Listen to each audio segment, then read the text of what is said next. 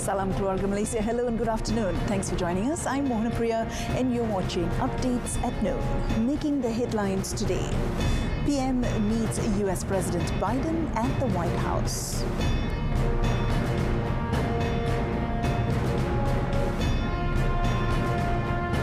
Indonesia palm oil ban stirs domestic and international concerns.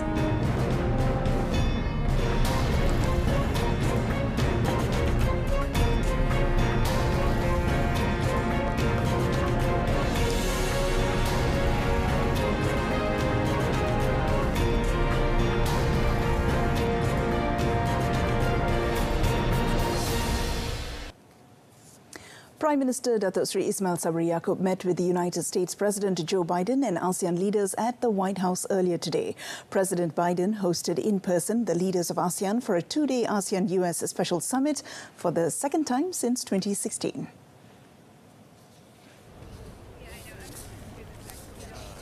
Upon arriving, all country leaders present took a group photo at the compound of the White House. The summit this time is in line with the 45th anniversary of the ASEAN dialogue with the United States. Tomorrow, all leaders will hold a discussion with President Biden and Vice President Kamala Harris. They are expected to address, among others, COVID-19 recovery, health, security, fighting the climate change crisis, stimulating broad-based economic growth and deepening people-to-people ties. Other ASEAN leaders spotted at the White House were Sultan Hassan Al Bolkiah of Brunei, Indonesian President Joko Widodo, Prime Minister Lee Hsien Loong of Singapore and Cambodia's Prime Minister Hun Sen. Thailand's Prime Minister Prayut Chan-o-cha, Vietnamese Prime Minister Pham Minh Chinh and Laos Prime Minister Dr. Pankam Vipanan were also in attendance. Malaysia has invited major companies in the Fortune 500 from the United States to begin investing or increasing existing investments in the country. Prime Minister Datuk Seri Ismail Sabri Yaakob said this was especially welcome in digital fields, talent development, as well as environmental, social and corporate governance (ESG). The Premier said this after meeting Ambassador Ted Osius, President and Chief Executive Officer of the United States ASEAN Business Council, USABC, in Washington, D.C. Set up in 1984, the USABC represents 170 major American businesses in Southeast Asia. Through the meeting, Datuk Seri Ismail Sabri presented Malaysia as a preferred investment destination and emphasized that Malaysia, through the Ministry of International Trade and Industry, can attract new investors from the United States. Mereka masih menganggap Malaysia sebagai rakan dagangan dan sahabat kepada mereka. Seperti kita tahu, daripada hubungan antara Malaysia dan Amerika terjalin setelah begitu lama. Dan dari segi investment, dari segi trade dan sebagainya, Amerika masih lagi dalam top 5 dalam negara kita. Sebagai contoh, dari segi investment, walaupun dari segi pelaburan, walaupun menurun, tapi masih lagi di tempat keempat. Manakala dari segi trade, dari segi hubungan dagangan, Amerika masih nombor 2 atau 3. Jadi masih lagi penting kepada kita. Jadi mereka akan meningkatkan, yang pentingnya mereka bersetuju untuk meningkatkan hubungan dagangan dua hala ini dengan lebih baik lagi lah untuk masa akan datang. The Prime Minister also explained that Malaysia is now focusing on digital economy, green technology and electric car sectors. Malaysia would also remain an open economy with pro-business policies and pragmatics which support climate investments. The Prime Minister also held a separate discussion with Dr. Kurt M. Campbell, Deputy Assistant to the US President and Coordinator for Indo-Pacific Affairs in the National Security Council. Datuk Seri Ismail Sabri told Dr. Campbell that Malaysia is of the view that all ASEAN member countries should be involved with the US-led initiative Indo-Pacific Economic Framework, IPEF. At the moment, some countries from the grouping are not in the picture for the major trade and economic initiative for the Indo-Pacific region. Therefore, Kuala Lumpur has agreed in principle to join the IPEF. The Premier later held a separate session with World Information Technology and Services Alliance, WITSA, Secretary-General Dr. James H. Poisson at the same venue. He informed that WITSA would hold the World Congress on Information Technology, WCIT, the world's largest IT conference in Penang in September. The Prime Minister expressed hopes that this Congress would benefit Malaysians in terms of technology. The trailer driver arrested in connection with a fatal accident at kilometre 245.2 of the North-South Highway near Kuala Kangsar has been remanded for 4 days. Kuala Kangsar District Police Chief ACP Omar Bakhtiar Yaakob said the 28-year-old driver was being held for investigation under Section 41, subsection 1 of the Road Transport Act 1987. He said police investigations showed that the trailer driver had received 22 summonses. According to ACP Omar, preliminary police investigations show that a northbound trailer carrying mosaic tiles was then travelling on the right lane because the left lane between kilometre 246 and kilometre 244 was closed for maintenance. The Honda City carrying the 5 students was behind the lorry when suddenly another trailer carrying iron fences rammed into the car, causing it to burst into flames. In the collision, the students of University Sultan Azlan Shah, who were housemates, were burnt to death inside the car.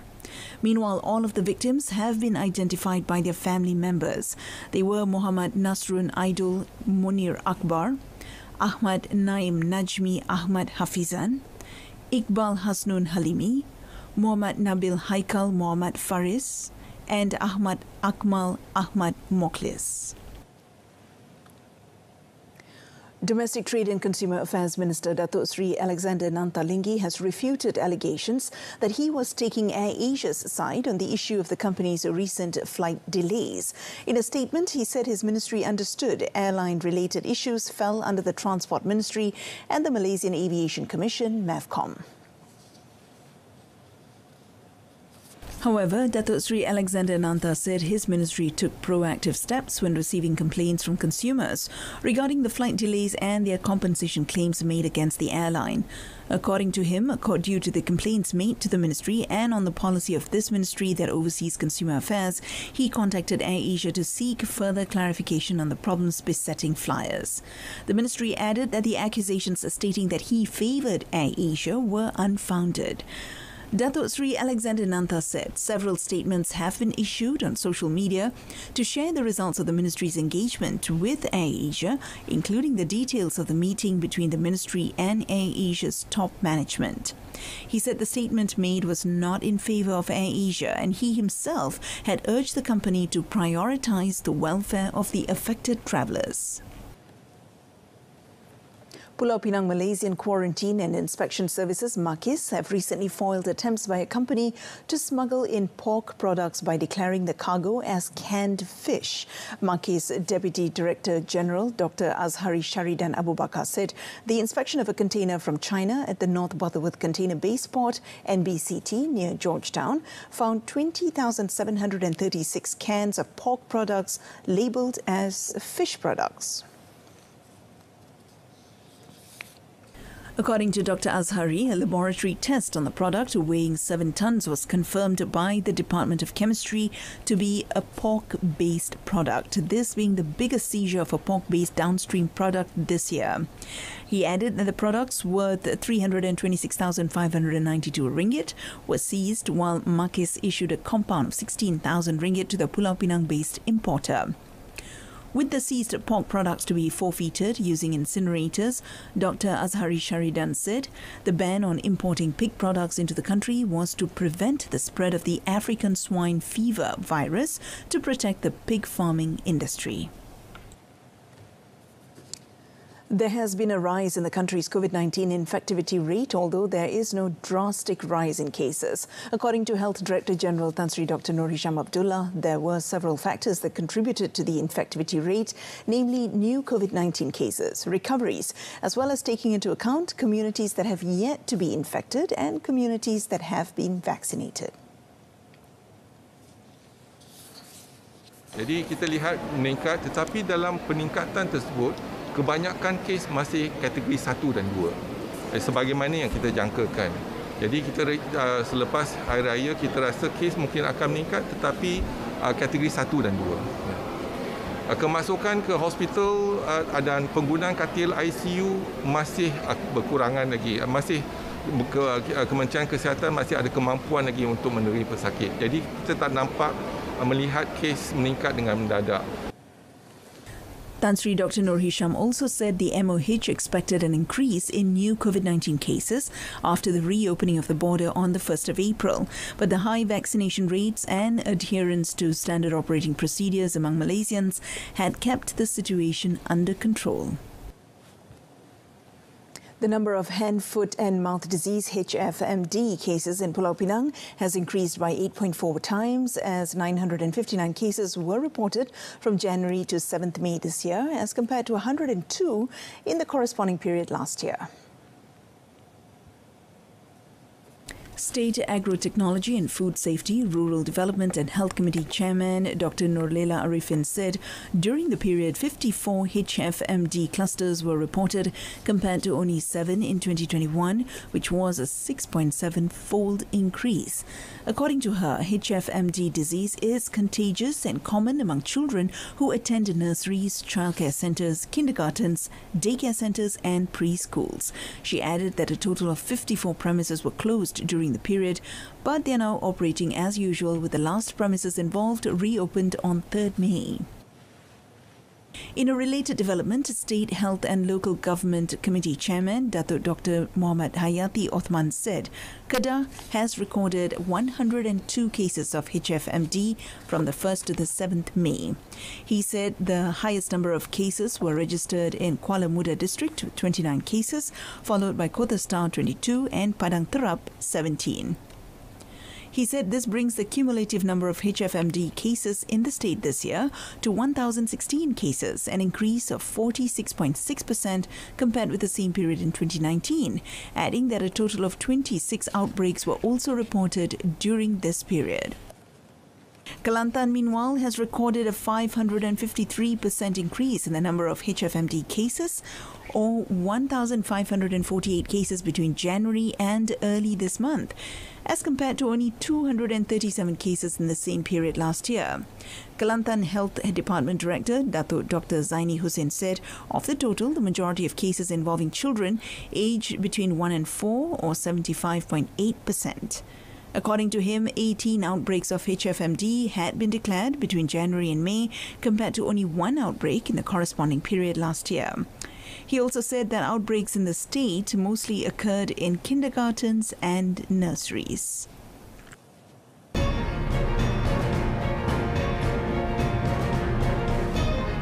Coming up in sports, 31st SEA Games officially kick off.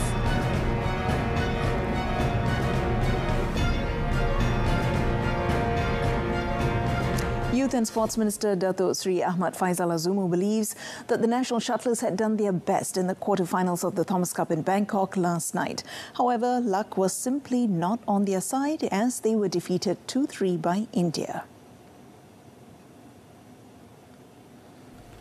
Datuk Sri Ahmad Faizal said Malaysian shuttlers were nervous and too cautious, which ultimately led to their shocking defeat. He also expressed hope that the national shuttlers would continue to train diligently for the upcoming competitions. National singles ace Lee Zijia got the ball rolling for Malaysia when he humbled Lakshya Sen in a straight set win. However, men's doubles Go Zifei Nur Izzuddin Rumsani were beaten in the second, and India doubled their lead after Srikanth Kidambi got the better of Ng Zi Yong.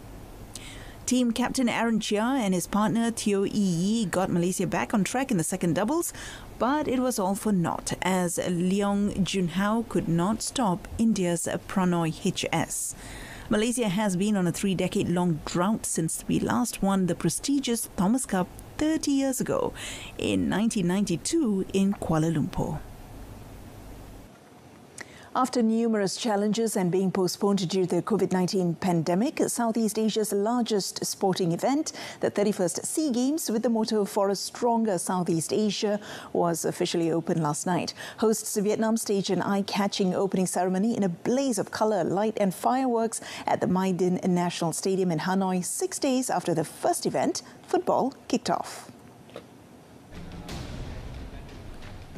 Spectators who had thronged the 40,000 capacity stadium then greeted the 11 participating countries with thunderous applause as the athletes and officials marched into the stadium in alphabetical order, starting with Brunei, and Malaysia were the fifth to march in. The Malaysian contingent was represented by a delegation of about 30 people, including flag bearer Nur Dabita Sabri, chef de mission CDM Dato Nur Azmi Ahmad, and his two deputies Melvin Chia and Afrita Aryani Nasril. The CDM and Nur Dabita were proudly clad in traditional Malay costumes, namely as Pendeka Melayu and Putri, which had a colour combination of blue, red, yellow and white, that is symbolic of the Jalu Gemilang, as well as complete with the Tanja and Sanggul Lintang. The games were officially declared open by Vietnam's President Nguyen Quan Phuc Quoc, followed by an oath-taking ceremony read by referee Pan Thi Ngoc Lin before Vietnamese sprinter and hurdler Quoc Thi Lan was given the honour of lighting the cauldron. Deaf women's badminton doubles pair Boon Wei Ying and Fu Zhu Tung ended Malaysia's 21-year gold medal drought at the Deaflympics Games after winning golds at the 24th Games in Caxias do Sul, Brazil yesterday. All the more sweeter, the duo achieved the success in a thrilling 48-minute action by defeating the world number one pair from Taiwan, Fan Jung-yu and Shen Yan-ru, 21-17, 71-21, 21-15.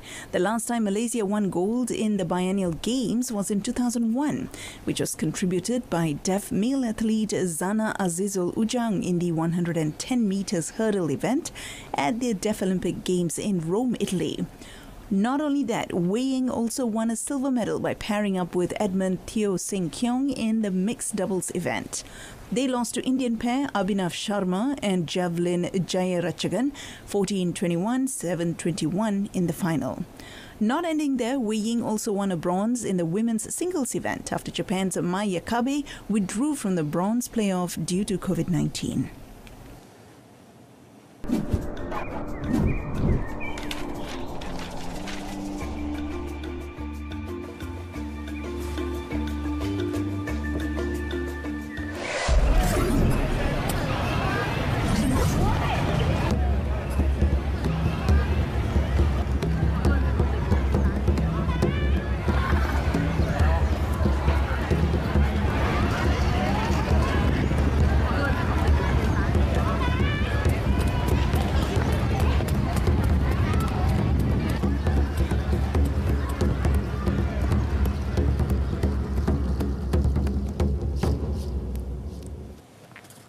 And that concludes this evening's news at 10. In our top story today, PM meets US President Biden at the White House. Join us again at 12:30 tomorrow afternoon. Till then, I'm Mohana Priya. Salam Keluarga Malaysia and have a good weekend.